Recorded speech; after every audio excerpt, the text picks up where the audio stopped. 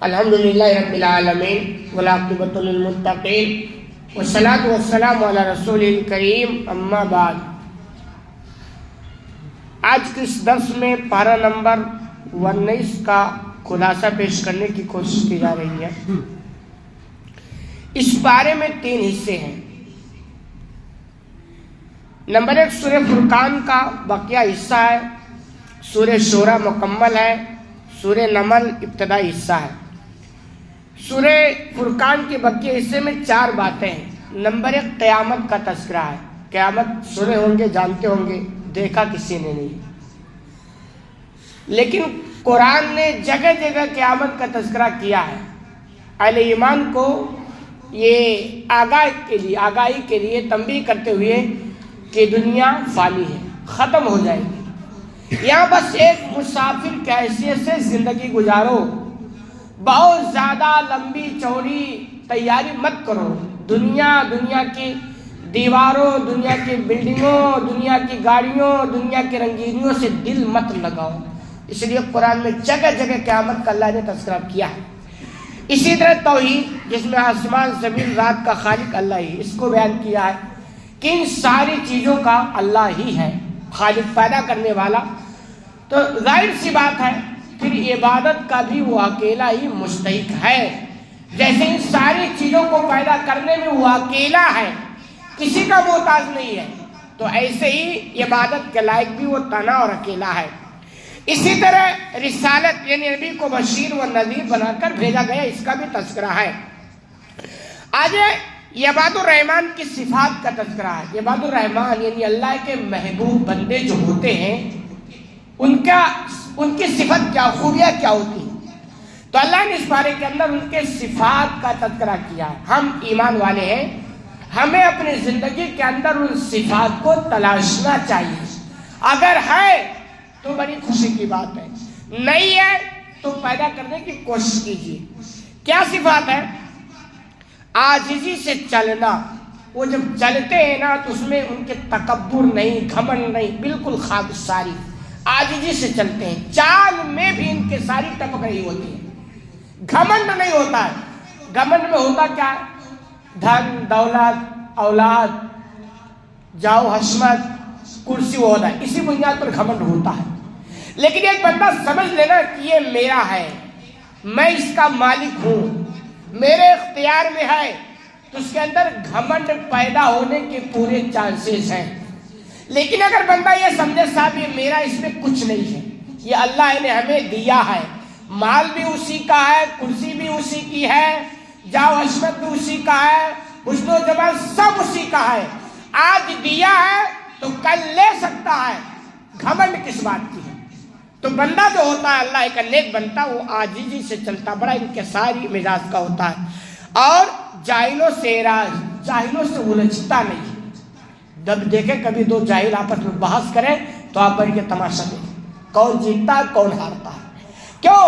جاہل اپنی جہالت سے بحث کرتا ہے، جہل کا مطلب ہر دھرمی، وہ ہار سکتا نہیں، اور عالم علم سے بحث کرتا ہے، حقانیت پسند ہوتا ہے۔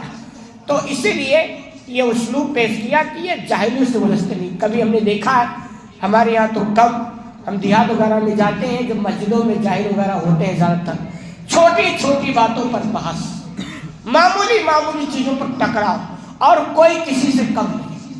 تو اہل علم کی ارشاد نہیں ہے، وہ جاہلوں سے اعراض کرتے ہیں، ٹھیک ہے تم اپنی حالت پہ مست رہو، ہم تم سے بحث نہیں کریں گے۔ اسی طرح راتوں کو عبادت، ان کے رات کا ایک حصہ اللہ کی عبادت میں گزرتا ہے، جو اللہ کے نیک بندے ہوتے ہیں۔ رات کا تنہائی، تیسرا پہر والا حصہ اللہ کی عبادت۔ ہم سے تو فجر نہیں پڑھی جا رہی ہے، ایسے ہی ہے نا، رمضان کی تراویح میں بس 2-4 دن تھے بیچارے، اور اب تو جیسے ایک فرض کی نماز ختم، پھٹافٹ نکل کے بعد چلے گئے۔ جبکہ اللہ کے محبوب بندے رات کو دنیا سو رہی ہوتی ہے، وہ ان کو اللہ کی بات، تب تو جا کے اللہ کی محبت پیدا ہوگی۔ تو یہ صفات ان کے ہوتے ہیں۔ جہنم کے عذاب سے پناہ مانگتے رہتے ہو، ہمیشہ انہیں جہنم کا یہ خوف کہ کہیں ایسا نہ ہو ہم سے کوئی غلطی ہو جائے، کوئی چوک ہو جائے اس پر ہماری پکڑ ہو جائے اور ہم جہنم کی ایندھن بن جائیں، انہیں ہمیشہ اس کا اندیشہ ہوتا ہے۔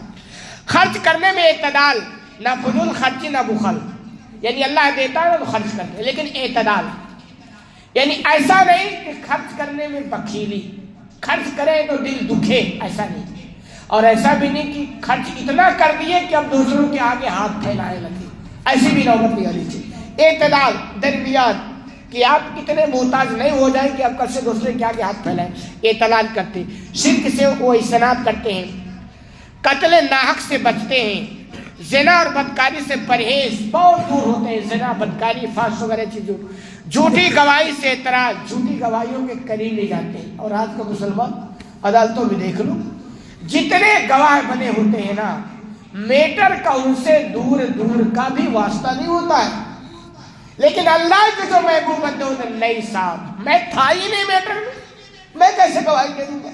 سارے گواہوں کا دار و مدار جھوٹ پر ہوتا ہے۔ تو اللہ کے نیک بندے ایسا نہیں کرتے ہیں۔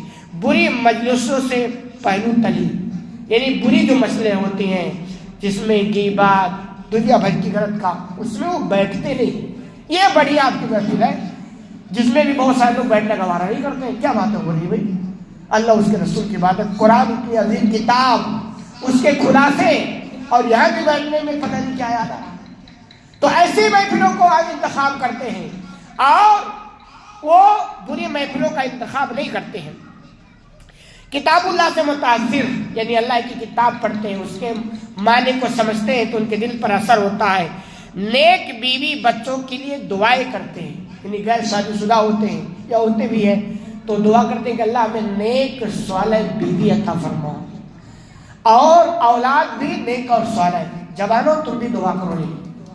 ایک صاحب ملے کہ یار، میں کہا اسے شادی کیوں نہیں کرتے ہو، 28 سال عمر ہو گئی، تو انہوں نے کہا میں چاہتا ہوں کہ مجھے کوئی بہت نیک صالح مل جائے۔ تو بھی بڑے نیک تھے لیکن فی الحال وہ پٹری سے اتر چکے تھے۔ تو میں نے کہا یار تم خود نیک نہیں ہو، نیک بیوی تم کو کہاں سے ملے؟ تو نیک بیوی کے لیے پہلے کیا کرو، خود نیک بن جاؤ، اس کے لیے نیک بنو، دعائیں بھی کرو اور کوشش بھی کرو۔ اسی طرح یہ دعا کہ ہمیں ہادی اور متجی بنا، یعنی ہدایت کی بھی دعا وہ کرتے ہیں۔ اسی طرح سورہ شعراء میں 3 باتیں ہیں، 7 انبیاء کرام کا تذکرہ ہے۔ اسی طرح قرآن کی حقانیت کا بھی اس بارے کے اندر تذکرہ ہے سورہ شعراء میں۔ اسی طرح شعراء کی مذمت کی، ان کے پیچھے تو بے راہ لوگ چلتے ہیں۔ شعراء شاعر جو گنگناتے رہتے ہیں نا عربوں کے اندر، تو اکثر سے بھٹکے ہوئے ہیں۔ شعراء کی زندگی جو ہوتی ہے نا، شعراء عجیب ہوتی ہے۔ 2 چیزیں ان کی بڑی محبوب ہوتی ہیں، ایک شراب اور ایک ان کی معشوقہ، اسی میں وہ مست رہتے ہیں۔ پھر واجب واجب ان کے شعر وغیرہ ہوا کرتے ہیں۔ تو جو اسلامی شعراء ہیں ان کو الگ کر دو، جو کہ اسلام والے جو شعراء ہوتے ہیں ان کی ایک تربیت ہے، ان کو ایک گائیڈ کیا گیا۔ باقی جو شعراء آپ کو ملیں گے وہ بڑے عجیب ہوتے ہیں۔ تو اللہ یہاں قرآن کے اندر بیان کیے بھٹکے ہوئے لوگ، ان کے پیچھے لوگ بھٹکے ہوئے لوگ چلتے ہیں، تو ان کی مذمت بیان کی گئی ہے۔ یہ ایسی باتیں کرتے نہیں جو کرتے ہیں، یعنی ان کی زندگی آپ دیکھو گے جو وہ کہتے ہیں نا ان پر خود ان کا عمل نہیں ہوتا۔ اکثر شعراء آپ دیکھیں گے ان کے قول اور فعل میں زمین و آسمان کا تضاد ہوتا ہے۔ خطیب آپ کو جو ملے گا نا اس میں بھی فرق ہوتے ہیں لیکن اکثر ایسا نہیں ہوتا۔ لیکن شاعر جو آپ کو ملے گا نا وہ تو ایسا لگے گا کہ قوم کا سب سے بڑا وفادار ہے، ابھی سب کو مجاہد بنا لے گا، اور میدان جہاد میں اگر جانا پڑے گا سب کے پیچھے بھاگ کے چلا جائے گا۔ یہ بہت بزدل قوم ہوتی ہے، اللہ کہ ایمان کی دولت سے مالا مال ہو۔ تو اللہ نے ان کو کال بتا وہ لوگ مستثنا جو ایمان لائے، نیک اعمال اختیار کیا اور اللہ کو کثرت سے یاد کیا، یعنی ایسے شعراء جن کو ایمان مل گئی اللہ کی بات کرتے وہ اس سے الگ ہے۔ سورہ نمل کی طرح حصے میں 2 باتیں، کیا؟ قرآن کی عظمت، یعنی قرآن بڑی عظیم کتاب ہے، اسی لیے میں کہا کرتا ہوں لوگوں اپنے رشتہ قرآن سے جوڑو، عملی طور پر جوڑو، سمجھو، اس کو پڑھو اور اس کی دعوت کو دنیا تک جہاں تک آپ کی طاقت ہو وہاں پہنچانے کی کوشش کرو۔ 5 انبیاء کرام کا تذکرہ بھی ہے، حضرت موسیٰ علیہ السلام، حضرت داؤد علیہ السلام، حضرت سلیمان علیہ السلام، حضرت صالح علیہ السلام، حضرت لوط علیہ السلام، بالخصوص واقع نمل میں واقع ہدہد اور واقع ملک سبا ہے، ہدہد کا واقعہ اور ملک سبا کا واقعہ۔ اب یہاں تو ہم پورا تفصیل تھوڑا بیان کریں گے، خلاصہ ہے یہ خاکہ۔ آپ کو چاہیے کہ اپنی زندگی کا تھوڑا ٹائم نکالیں اور قرآن کو مفاہیم معنی کے ساتھ پڑھیں، پھر آپ دیکھیں نا قرآن پڑھنے کا کیا مزہ ہے۔ بات ختم کر دیں۔ اللہ رب العالمین سے دعا ہے کہ العالمین تمہیں کہنے سننے زیادہ عمل کرنے کی توفیق عطا فرما، آمین۔